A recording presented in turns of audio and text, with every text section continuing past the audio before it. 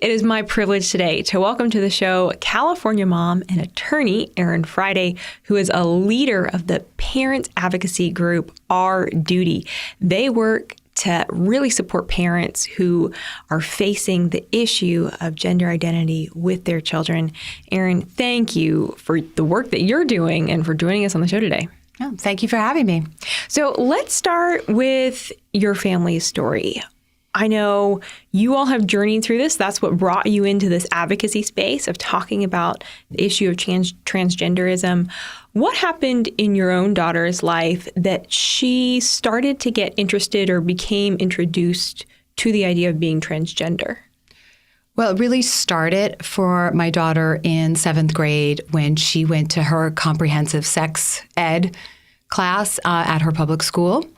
And unbeknownst to me, a third party comes in and teaches these kids for 5 hours, so an hour each day.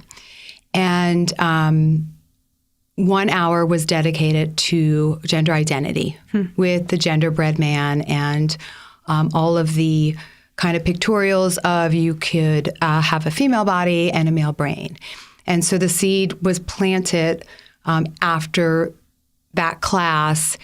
And in fact, all of her friends, there were 5, sat in my front yard saying what their new labels were. And none of them chose, the boring cis, which is a made-up term in and of itself, but they all picked something on the alphabet because it's not cool to be, a boring white girl. That's how I took it. And I was alarmed by the language that they were using, including pansexual, which is not, a term that 11-year-olds should know. And in fact, I didn't know what it meant, and I had to look it up. So that was kind of the first entry point for what happened to her.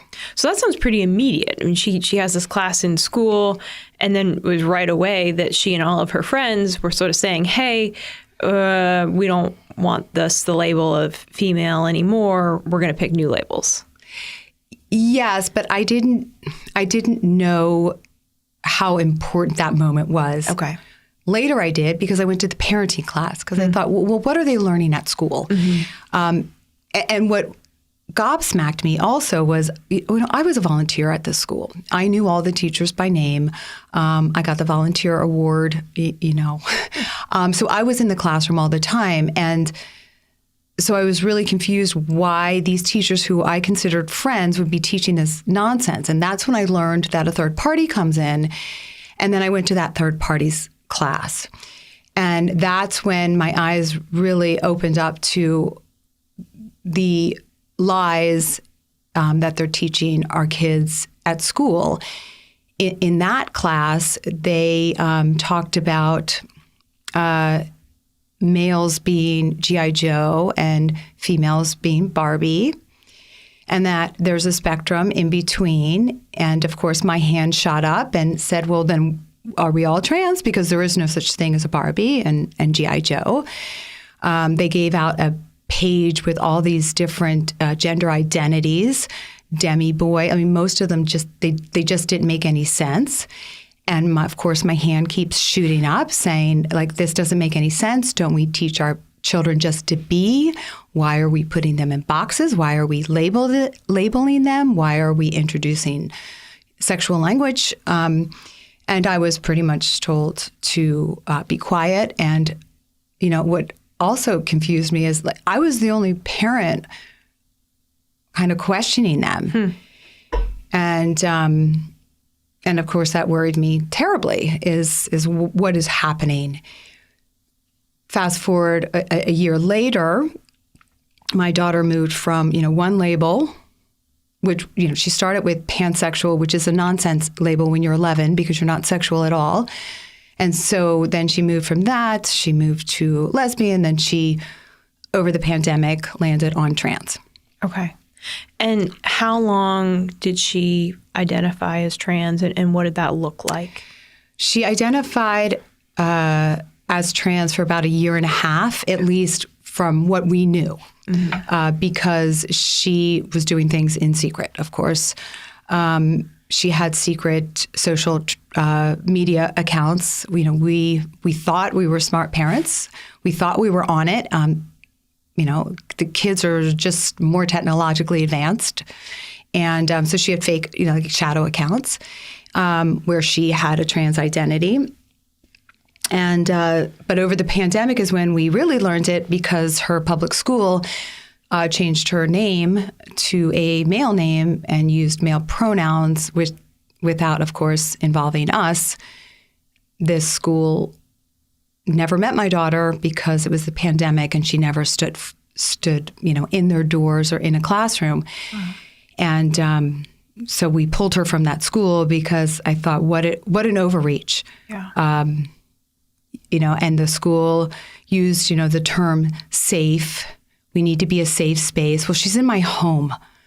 So by extension, I must be unsafe. And what do you know of me? Mm-hmm. Name one thing about me. Of course, they couldn't. And that's when the house of cards started to just fall.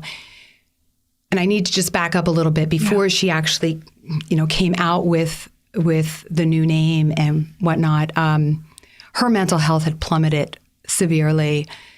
Depression, getting very dark, mean. Like, this child was a sweet kid, and she just didn't want to come to family dinners. Decorated her room in kind of goth, emo, dark, almost, a little like, I don't know, demonic things. And her whole personality changed. She wasn't the child that I knew anymore. And was she, or were you all as a family talking to counselors, psychologists, doctors?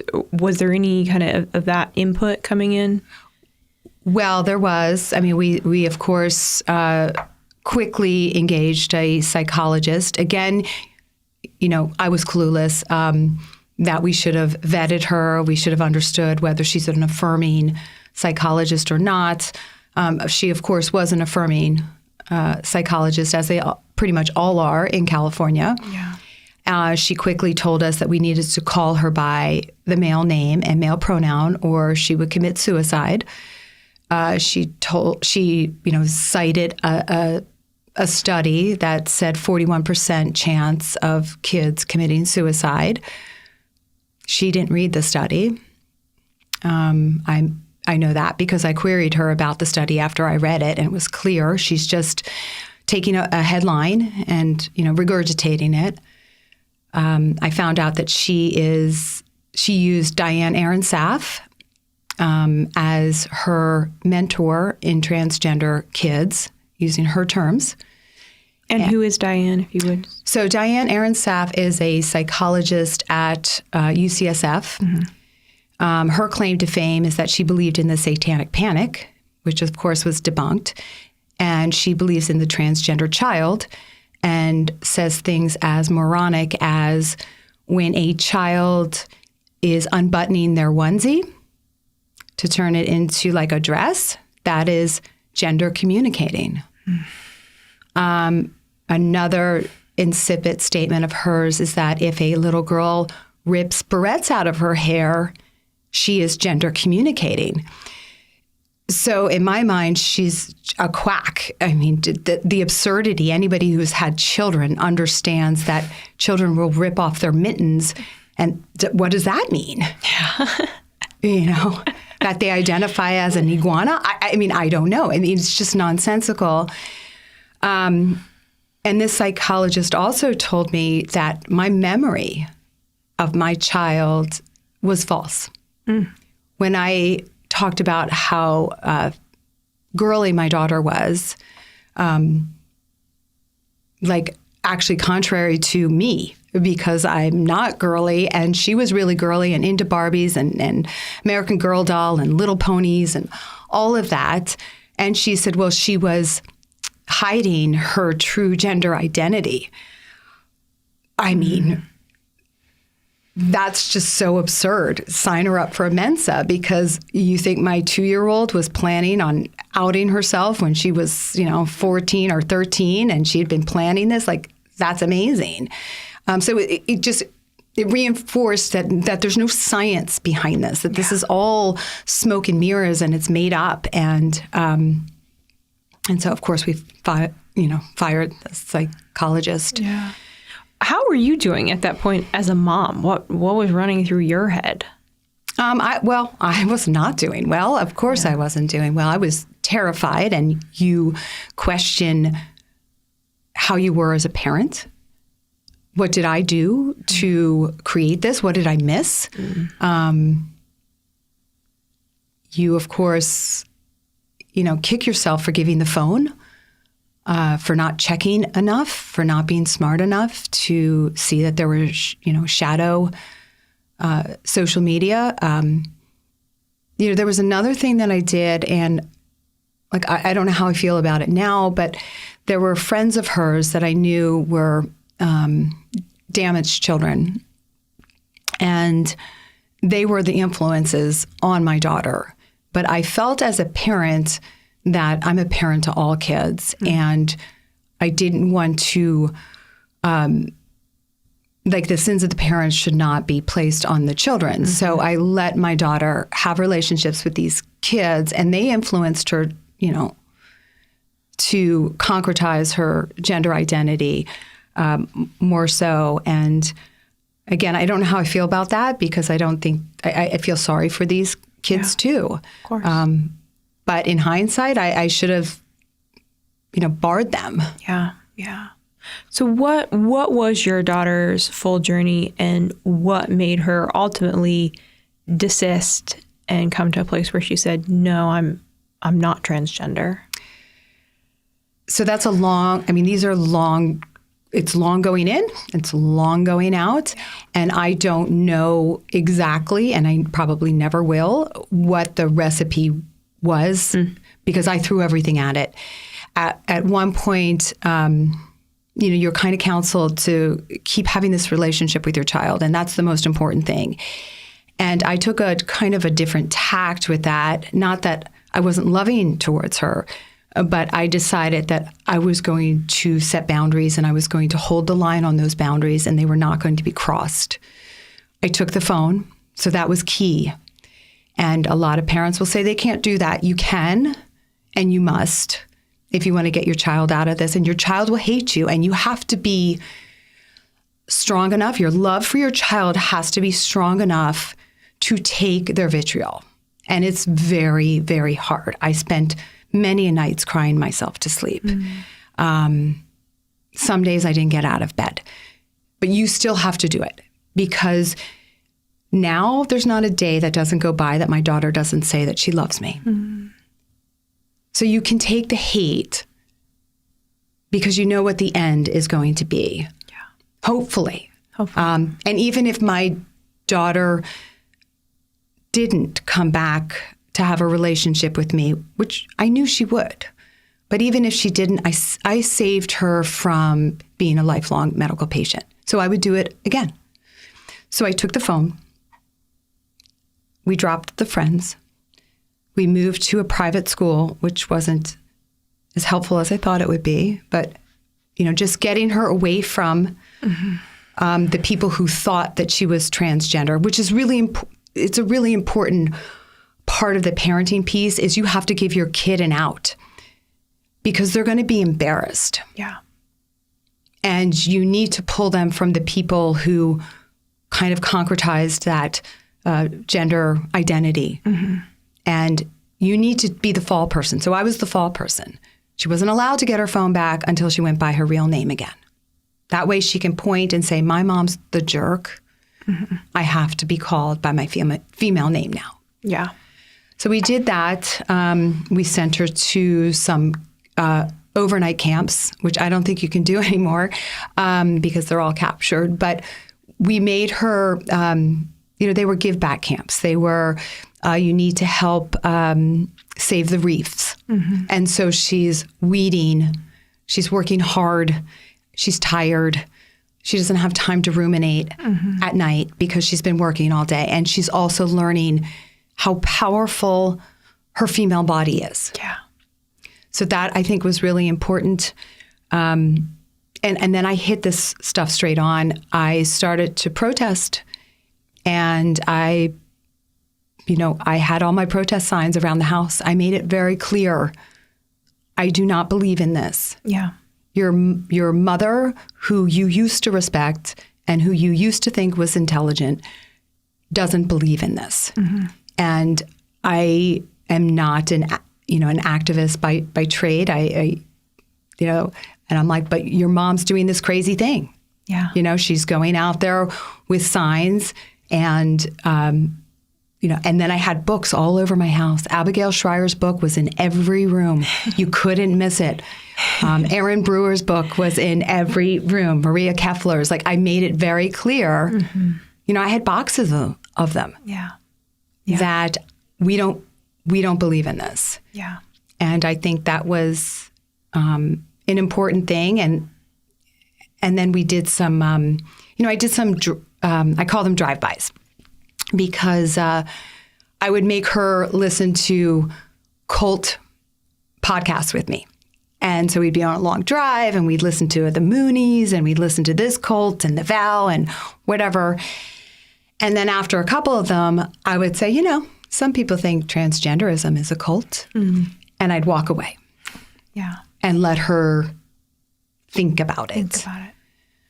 So I did a lot of things like that, kind of coming around it in a different way. When the Johnson & Johnson vaccine came out and wasn't good for females, I said, well, is it good for you? And then I would leave. Not wait. You don't want to have the battle. You just kind of want to leave little drops. Asking the questions. Yeah. And she was in the car. She was a captive audience. I played a podcast with Helena, a detransitioner. And my daughter's story was very similar to Helena's in that my daughter was into anime, got into cosplay, shipping, the parallels were there. And so we were on a long car ride. She was forced to at least hear it in the background. And I know that she listened to it because when I started to play the second half, she said, "Oh, we already heard this part." So it's just kind of start to unravel it for her, and make it come from her. And how old is she now? She's 16. Okay. And how is your relationship with her now? It's great. Yeah. Yeah, That's awesome. Like I said, she's beautiful. Yeah. And because of your work with Our Duty, I know that you have spoken to so many parents who've walked in these same shoes. How common is your story, is your daughter's story? I mean, are there common threads and themes that you're seeing as you're hearing other family stories? All of our stories are similar. All I need to know is your child male or female? And the age of the child, and I could probably fill in, the facts about your child. And to me, that's insane. Like, why can't the medical community do the same? Because our stories are all the same. The kid that was bullied, into anime, same-sex attracted is another one that's in there. Watched a lot of porn. Porn's a huge component, especially for the boys. For the boy, autism. I mean, we know all these factors, and so it's pretty clear. It's clear to those of us in the parent space what the markers are for a child who's going to get caught up in this. Okay. Wow. And through the work of Our Duty, you have done a lot of advocacy work in your home state of California. You've testified in California. You've spoken with leaders, with legislatures. Share a little bit about the update of what is happening in California right now. What rights do parents have? Because California has been consistently kind of one of the central leaders on this issue. And a lot of people say, so goes California. Eventually, so goes America on this issue. So what is the latest in your state? Well, you are absolutely correct in that whatever happens in California is going to spread. We are the beginning and the end of this. So California is absolutely insane. I don't know how else to say it. We continue to pass bills without even the Republicans saying much on it, which is shameful. And that's coming from me, a Democrat.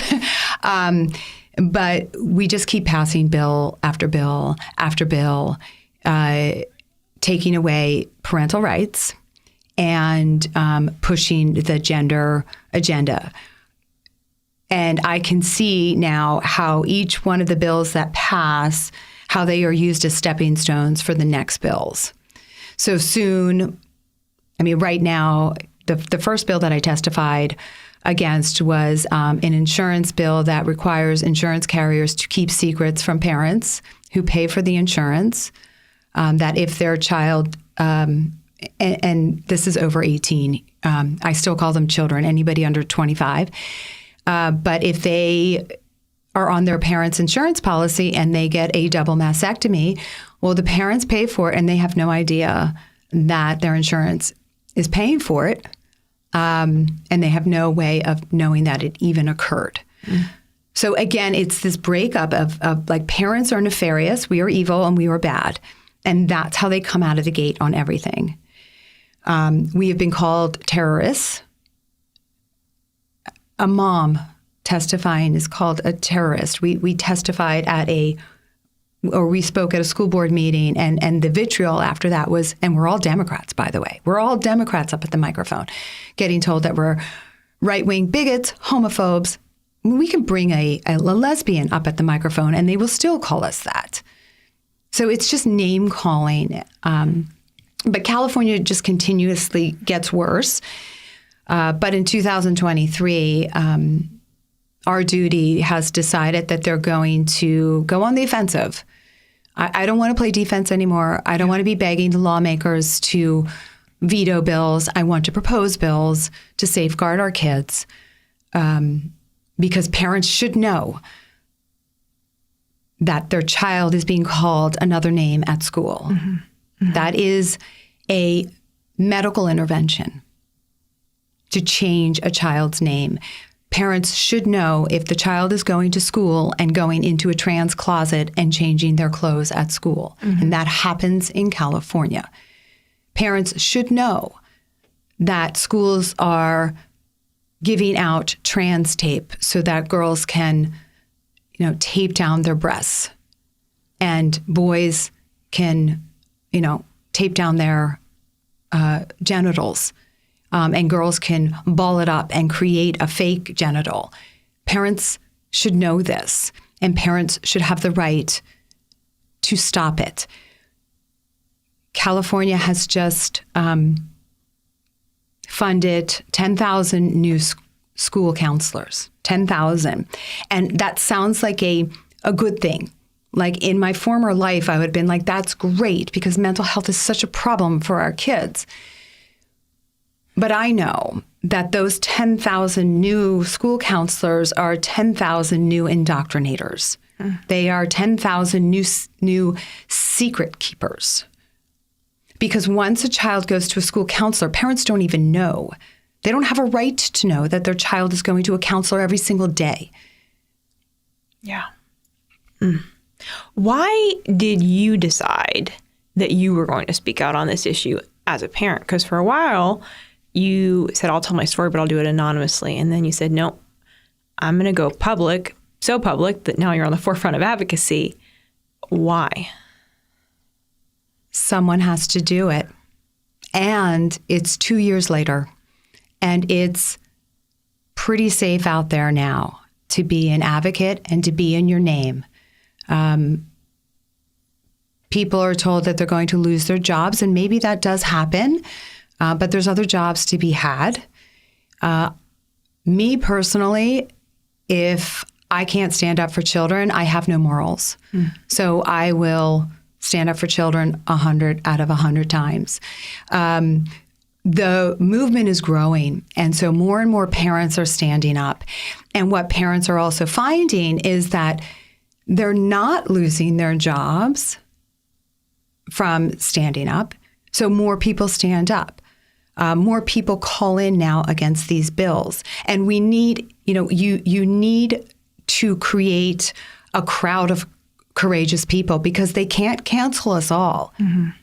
And we can't ever defeat this unless we have the numbers. So everyone who is against this needs to do something to stop it. And there's plenty of things that they can do anonymously. I mean, we have parents that put on wigs and sunglasses and come in and testify. We have parents who write. We have parents who hold, who come to the protests, and sometimes in their real name and sometimes not. They don't have to get their picture taken, but they need to know that there are the numbers out there. Mm-hmm. And especially they need to know the stories in California from the Democrats. Yeah. Because we are the ones who have to change it in California. Mm-hmm. It has to be the Democrats. And we're the ones actually getting decimated by this. It's mainly a white liberal issue in California, although the Hispanics are getting hit also pretty hard. Yeah. But I think it's a different world 2 years now, and it's safer. And nothing's happened to me. I mean, knock on wood. There's a lot of us who are out, and really nothing has happened. And I can take a couple tweets that where people call me a bad parent and call me names. I'm a big girl. Yeah. Doesn't really affect me. Yeah. And what are you all doing at our duty to be a support for parents and to bring about real change? So we do a lot of things. We are a jack of all trades, expert of none. We do everything and anything. So we are a parent support group, so parents can contact us.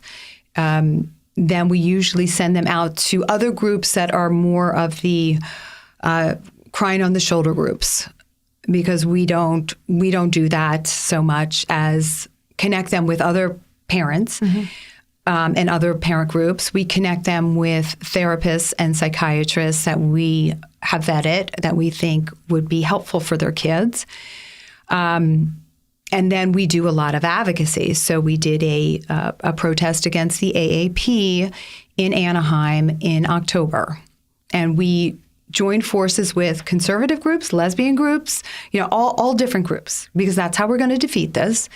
And so we've done that. We also do a lot of helping with the press. So you'll have a reporter who wants to find a parent who lost custody of their kid. We'll connect. Okay. We do a lot of the connecting. We connect parents with lawyers across the nation. We write a lot of simple fact sheets too. So you want to be able to distinguish, is trans different from gay rights? Well, we have a sheet on that. You want to know about the suicide stats? We have a sheet on that. It's really important to have those resources. Yeah, and they're simple. They're really simple. Yeah. For parents who would say to you, I'm concerned for my child, not maybe because they are identifying as trans, but say that there's some warning signs, and they're just sort of wondering, what do I do? How do I protect my child? Maybe even if there aren't any warning signs, they just know for any kid going to middle school or high school these days, they're going to be exposed to this stuff.